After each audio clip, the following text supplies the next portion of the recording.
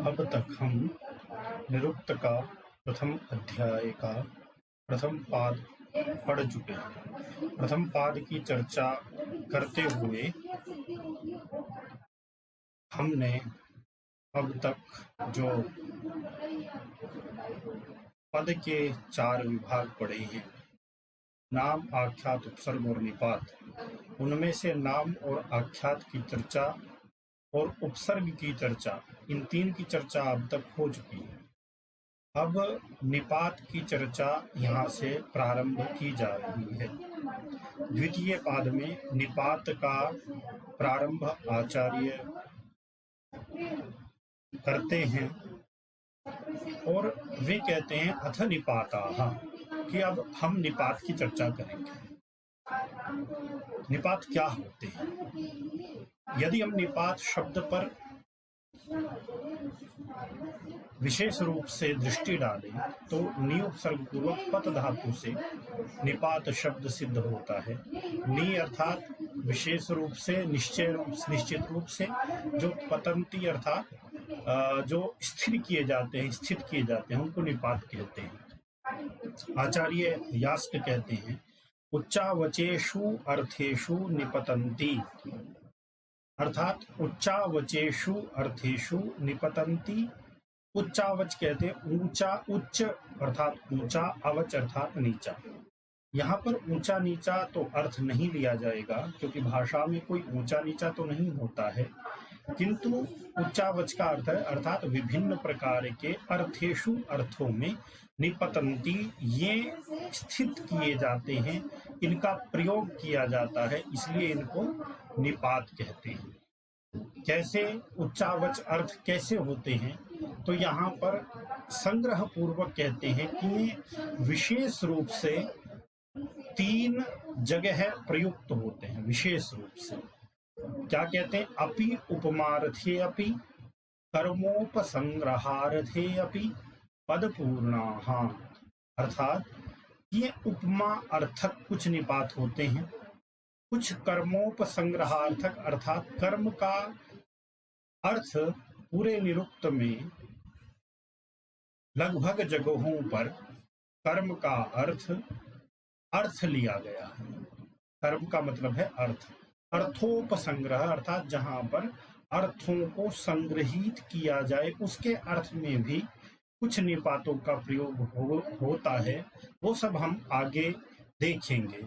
और कुछ पद पूर्णाः, कुछ पदों की पूर्ति के हेतु से कुछ निपात होते हैं। अब आगे एक एक का यहाँ पर वर्णन करते हैं। कहते हैं तेषाम एते चत्वारः उपमार्थे भवन्ति। तेषाम अर्थात उनमें से, जो ये 3 प्रकार के निपात ऊपर गिनाए गए हैं, उनमें से चत्वारः अर्थात 4, उपमार्थे अर्थात उपमा के अर्थ में भवन्ति होते हैं। उपमा, जैसा कि आप सभी लोग जानते हैं कि उपमा एक अलंकार है जहां पर किसी से समानता की जाती है, किसी न्यून गुण वाले की अधिक गुण वाले से समानता की जाती है, तुलना की जाती है, वहां पर उपमा अलंकार होता है। अब यहाँ पर 4 जो हैं वे उपमा के अर्थ में 4 निपात होते हैं। वे 4 हैं इव न नोचित। इसको अलग यहाँ पर इसलिए दर्शाया गया है क्योंकि इव न नोचित आगे तो इनका वर्णन है, किंतु ये संग्रह पूर्वक निरुक्त में नहीं दिए गए, ये सौविध्य की दृष्टि से यहाँ पर हमने दे दिए हैं। अब आगे बता रहे हैं इव इति भाषायाम। भाषा का मतलब होता है, भाषा का मतलब भाषा होता है अर्थात लौकिक भाषा में, और अध्याय का मतलब, अनवध्याय का मतलब जो है यहाँ पर निरुक्त में वो वेद है, ऐसा हमें जान लेना चाहिए। तो यहाँ क्या कह रहे हैं? इवेति भाषायाम च, कि इव जो निपात होता है वो भाषा में अर्थात लौकिक भाषा में होता है। अनवध्यायम च, और अनवध्याय अर्थात वेद में भी होता है, क्योंकि निरुक्त जो है वैदिक शब्दों के संग्रह निघंटु का व्याख्या ग्रंथ है, इसलिए यहाँ पर वेदों का हर जगह उदाहरण दिए जाते हैं। तो अनवध्यायम च अग्निरिवेन्द्र इवेति, कि अग्नि इव इंद्र इव ऐसा प्रयोग वेद में देखा गया है। तो ऐसा भाषा में भी हम देखते हैं, चंद्र इव मुखम, यहाँ भी वेद में भी अग्नि इंद्र, अग्निरिव इंद्र इव ऐसे प्रयोग आते हैं। तो इसलिए ये इव तो एक जो निपात है, इव नामक निपात तो प्रसिद्ध है उपमा अर्थ में। इसके बारे में बहुत ज्यादा व्याख्येय नहीं है, क्योंकि लौकिक भाषा में भी इव का अर्थ जो है वो निपात, वो उपमा के अर्थ में ही होता है। उत्प्रेक्षा के अर्थ में भी आता है, वो अलग बात है, किंतु यहाँ पर वह व्याख्येय नहीं है। अब कहते ने न इति प्रतिषेधार्थीयो भाषायाम उभयम अनवध्यायम, अर्थात न इति, न जो ये निपात है वह न नामक निपात जो है वो भाषा में अर्थात संस्कृत लौकिक भाषा में प्रतिषेधार्थीय, प्रतिषेध के लिए होता है, प्रतिषेध अर्थात निषेध के लिए होता है, जैसा आप सभी हम जानते हैं। उभयम अनवध्यायम, अनवध्याय अर्थात वेद में उभयम अर्थात दोनों अर्थ में आता है। दोनों अर्थ कौन हुए?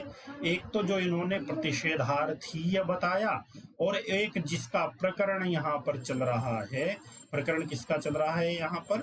उपमार्थक, अर्थात वेद में न नामक जो निपात है वह प्रतिषेध और उपमार्थक दोनों के लिए आया हुआ है। जैसे ये उदाहरण देते हैं, नेन्द्रम देवम अमनसतः, नेन्द्रम देवम अमनसत इति प्रतिषेधार्थीयः, यहाँ पर नेन्द्रम देवम अमनसत कि न इंद्रम देवम अमनसत, इंद्र को देवम देव न नहीं अमनसत माना। यहाँ पर ये प्रतिषेध के लिए है कि नहीं माना। इसमें यहाँ पर एक तर्क देते हैं, एक पहचान का सूत्र देते हैं आचार्य यास्क कि पुरस्तात् उपचारस्तस्य यत् प्रतिषेधति। पुरस्तात् अर्थात पहले, पहले उपचार अर्थात प्रयोग किया गया है, उसका प्रयोग किया गया है, इस कारण तस्य, तस्य कस्य, न इति निपातस्य, न इस निपात का पुरस्तात् अर्थात पहले, उपचार अर्थात उपचार प्रयोग किया गया है, इसलिए यत् प्रतिषेधति, इसलिए वह जो है न, वह निपात प्रतिषेधति अर्थात प्रतिषेध करता है, वह निषेध करता है। अब यहाँ पर देखिए क्या कह रहे हैं, एक बात यहाँ पर स्पष्ट हो जाती है कि न का यदि पहले प्रयोग किया जाता है न निपात का, तो प्रतिषेध के लिए होता है। अब दूसरी बात यहाँ पर कहते हैं, दुर्मदासो न सुरायाम इति उपमार्थीयः, कि दुर्मदासो न सुरायाम इति उपमार्थीयः, ये उपमा अर्थ के लिए है। दुर्मदासः न सुरायाम, कि दुर्मदासो, दुर्मद, दुर्मदासः ये बहुवचन है, कि दुर्मदास की तरह सुरायाम अर्थात सुरा पीने पर, शराब पी लेने पर वे दुर्मदास की तरह हो जाते हैं। दुर्मदास अर्थात दुर्मद, जो अहंकारी, जिनको बहुत गलत अहंकार है, ऐसे की तरह वे हो जाते हैं। ये यहाँ पर न जो है वो उपमार्थीय है, उपमार्थक है। अब यहाँ पर क्यों, कैसे पहचान की जाए, तो कहते हैं उपरिष्टाद उपचारस्तस्य येन उपमिमीते, उपरिष्टात अर्थात बाद में, तस्य उपचारः उसका प्रयोग किया गया है, येन जिस कारण से, उपमिमीते अर्थात उपमार्थक यह बन गया है। क्या मतलब हुआ कि ये दुर्मदासः ये दुर्मद, ये जो दुर्मदास के बाद न आया, ये उपरिष्टात् अर्थात बाद में इसका उपचार किया गया है, इसलिए इसका प्रयोग किया गया है, इसलिए यह उपमार्थक है। तो यहाँ पर दो बातें स्पष्ट हो जाती हैं कि नेन्द्रम देवम अमंसता, जो यह प्रतिषेधार्थी है यहाँ पर न, वह इसलिए है क्योंकि उसका न का पहले प्रयोग किया गया है, इसलिए वह प्रतिषेध करता है।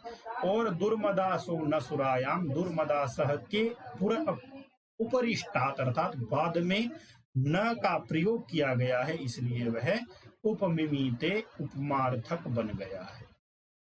स्पष्ट होता है यहाँ पर। अब यहाँ पर देखिए दूसरी बात, दूसरा एक निपात लाते हैं। हमने पढ़ा था कि न, इव, न, नु और चित, है ना, ये चार उपमार्थक निपात होते हैं। अब चित की बात कहते हैं कि चिद इत्येषो अनेक कर्मा, चित यह जो निपात होता है, इत्येषः ये निपात, अनेक कर्मा, पहले बता दिया गया था कि कर्म का नाम अर्थ होता है, तो अनेक कर्मा अर्थात अनेक अर्थों वाला होता है। जैसे इन्होंने एक उदाहरण दिया, आचार्यश्चिदम ब्रूयात्, आचार्य चित इदम ब्रूयात्, इदम आचार्य चित ब्रूयात्, अर्थात इति पूजायाम, यह पूजा के अर्थ में, यह सम्मान के अर्थ में है। कैसे कि आचार्य ही इसको बता सकते हैं कि आचार्य के बिना इसका व्याख्यान कोई नहीं कर सकता है। तो ये आचार्य की महत्ता बताने के लिए यहाँ पर चित का प्रयोग किया गया है कि आचार्य चित इदम ब्रूयात्, आचार्य इस बात को ब्रूयात् बोले या फिर बता सकते हैं। तो ये पूजा के अर्थ में, यह सम्मान के अर्थ में यहाँ पर चित का प्रयोग किया गया है। अब जो आचार्य यास्क की शैली है कि जहां भी जैसे भी उन्हें कोई शब्द मिलता है जो उनके मत से व्याख्येय है, वो वहां पर उसकी निरुक्ति कर डालते हैं। अब यहाँ पर आचार्य यह एक महत्वपूर्ण शब्द आया है, तो वे आचार्य शब्द की निरुक्ति करते हैं कि आचार्य कस्मात्, कि आचार्य यह कैसे बना। देखिए यहाँ पर एक जो ध्यान देने योग्य बात है कि आचार्य निरुक्तकार जो हैं वे एक तरीके से अर्थ नहीं बताते हैं, वे ओवरऑल, जिसको आजकल 360 व्यू कहते हैं, 360 व्यू अर्थात चारों तरफ से देखना, वह एक शब्द को चारों तरफ से देखते हैं और उसको चारों तरफ से, सब तरफ से देखकर कि इसकी व्युत्पत्ति किस किस तरीके से हो सकती है, वैसे ही या वे व्युत्पत्तियां करते हैं, निरुक्तियां करते हैं। जैसे आचारम ग्राहयति, कि आचार्य को आचार्य क्यों कहते हैं, क्योंकि आचारम ग्राहयति, कि आचार का ग्रहण कराता है, आचार व्यवहार का ग्राहयति, अपने शिष्यों में ग्रहण कराता है कि कैसे आचार करना है, कैसे विचार करना है, कैसे शास्त्र रक्षा करनी है, कैसे लोक में व्यवहार करना है। और आचिनोति अर्थान, और अर्थों का अपने शिष्यों में आचिनोति चयन करता है। जैसे एक एक ईंट का चयन करता है एक मिस्त्री और फिर एक भवन बना देता है एक विशेष प्रकार से उनको संयोग करके, वैसे ही आचार्य जो है अर्थों का संयोग, अर्थों को चिन्हता है अपने शिष्यों की बुद्धि में। फिर कहते आचिनोति बुद्धिम, या फिर उनको बुद्धि, प्रज्ञा, मेधा प्रदान करता है कि कहाँ कैसे अपने व्यवहार करने हैं, कहाँ कैसा प्रयोग करना है। यदि हमने शास्त्र पढ़ा है तो उस शास्त्र को हमने लोक में कैसे उसको प्रयोग करना है, कैसा उसका अनुप्रयोग होना चाहिए, ऐसी बुद्धि को अपने शिष्यों में स्थापित करता है, इसलिए उसको क्या कहते हैं, आचार्य। अब देखिए ये तो पूजा के अर्थ में हुआ। फिर क्या, दधि चित इति उपमार्थे, ये चित जो है वो उपमार्थक भी होता है, जैसे दधि चित, दधि के समान, तो यहाँ पर उपमार्थक भी होता है। कुलमाशांस चिदाहर इति अवकुत्सित है। ये अवकुत्सित अर्थ में भी होता है, अवकुत्सित अर्थात हीन अर्थ में, हीन अर्थ में भी होता है ये। जैसे इन्होंने उदाहरण दिया कुलमाशांस चिदाहर, अरे कुलमांश ही ले आओ, कुलमाश ही ले आओ। कुलमाश क्या होते हैं? तो कुलमाश के बारे में बताते हैं, कुलमाशाह कुलेषु सीदंती इति कुलमाशाह। ये कुलमाश किसे कहते हैं? जो कुलेषु सीदंती, अर्थात एक खराब अनाज, जो अनाज संग्रह करके रखते हैं, अन्न संग्रह करके रखते हैं, उसमें कुछ अन्न जो नीचे होता है वह खराब हो जाता है, वह किसी काम का नहीं होता है, तो उसको क्या कहते हैं? कुलमाश। की वो कुल में, वो परिवार में वो खराब हो गया है तो उसको कुलमाश कहते हैं। कोई ब्राह्मण मांगने गया तो उसने कहा कि अरे ब्राह्मण देवता जाइए, हमारे पास तो कुछ नहीं है। तो ब्राह्मण ने कहा अरे कुछ नहीं तो कुलमाश ही दे दे, है ना, कुलमाश ही दे दे भाई। तो कुलमाश का मतलब क्या हुआ कि जो खराब अन्न है तेरे घर में वही दे दो। तो ये है कि कुलमाशांस चिद आहार, अरे कुछ नहीं तो कुलमाश ही दे दो। तो ये अवकुत्सित अर्थात ये एक कुत्सित अर्थ में है, ये एक खराब अर्थ में है कि जो सड़ गया है, जो खराब हो गया है अन्न, उसको क्या कहते हैं? कुलमाश। तो यहाँ पर चित जो है, चित यहाँ पर एक अवकुत्सित अर्थ में आया है कि कुलमाश जो खराब हो गई, अरे वही दे दो, और कुछ नहीं तो वही दे दो। तो यहाँ पर चित जो निपात आया है वो कुलमाश, वो जो है वो हीन अर्थ में आया है, यह हमें समझना चाहिए। अब यहाँ पर देखिए एक दूसरी और बात कह रहे हैं कि नू जो एक निपात बचा है, नू, नू किसे कहते हैं? नू इत्येषो अनेक कर्मा। नू यह है अनेक कर्मा अर्थात अनेक अर्थ का होता है। कैसे? इदम नु करिष्यति इति हेत्वोपदेशे। हेत्वोपदेश अर्थात हेतु को कहने के अर्थ में नु शब्द का, नु निपात का यहाँ पर प्रयोग है। इदम नु करिष्यति, अरे ऐसे करेगा भाई, इसको करेगा, ऐसे कोई वार्ता चल रही है कि इसको करेगा। अब यहाँ पर कथम नु करिष्यति इति अनुप्रश्न में भी नु का प्रयोग होता है। अरे कथम नु करिष्यति, कैसे कर लेगा भाई, है ना। वो कह रहा है कि इदम नु करिष्यति, नहीं कर लेगा, कर लेगा। वो ऐसा हेतु देता है कि कर लेगा। कोई काम किसी ने बताया तो उसने कहा कि वो कर लेगा। कोई आदमी है जिसके बारे में बात कर रहे हैं कि वो कह रहे हैं कि ये कर लेगा, ये हेतु है, यहाँ कर लेगा, वो काम हो जाएगा, वो कर लेगा। तो यहाँ पर कहते हैं कि कथम नु करिष्यति, कैसे कर लेगा, ये अनुप्रश्न है कि कैसे कर लेगा।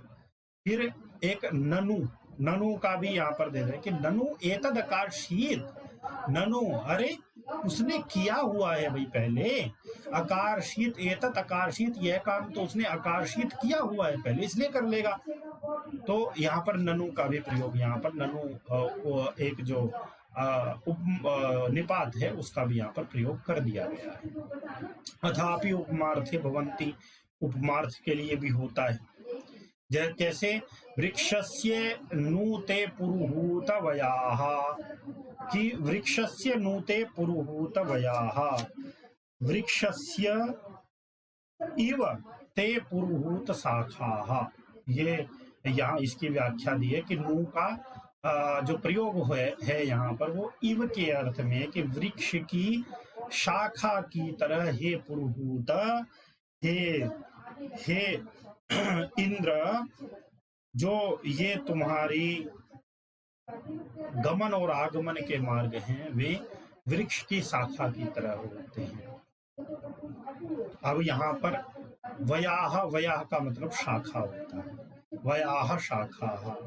क्यों वया क्यों कहते हैं शाखा? क्योंकि वेतेर वातायना भवन्ति, क्योंकि वो वी धातु से है, वी धातु से मतलब बनाया गया है।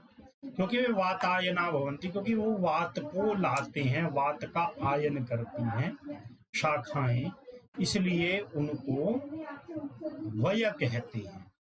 अब शाखा एक और शब्द आया, शाखा। अच्छा फिर शाखा क्या होता है?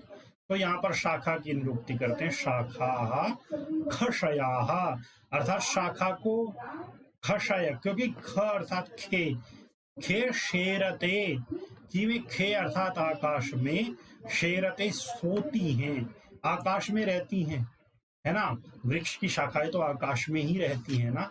तो खे ख कहते हैं आकाश को, खे अर्थात आकाश में, शयाहा जो शयन करती हैं, शेरते उनको क्या कहते हैं, शाखा। यहाँ पर ख और श उल्टे उन्हीं, इनका वर्ण परिवर्तन हो गया। भाषा विज्ञान में वर्ण परिवर्तन भी होता है, ध्वनि परिवर्तित हो जाती हैं, उलट जाती हैं, तो वो खशयाह से शाखा बन गया। तो इस तरीके से यहाँ पर शाखा शब्द आता है।